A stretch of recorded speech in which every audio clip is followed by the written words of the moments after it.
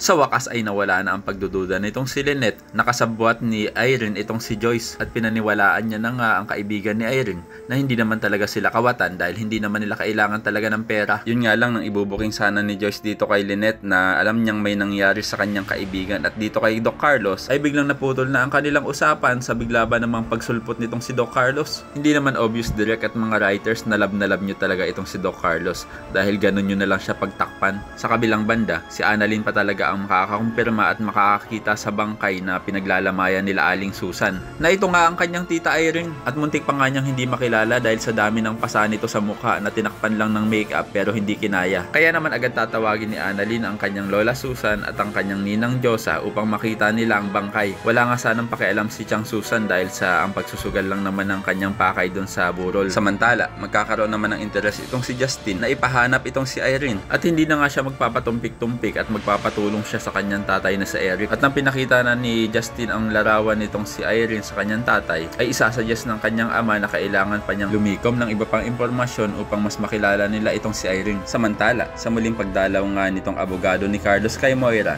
ay pipilitin ni Moira itong abogado na ilabas na daw siya sa lalong madaling panahon sa kadahilan ng gusto niya na daw makasama ang kanyang anak na si Zoe. Kaya naman ko isa ka rin sa mga umaasang sana talaga ay tuluyan ng mahuli itong si Carlos sa kanyang ginawa dito kay Irene ay pakilike ang video na ito and don't forget to subscribe.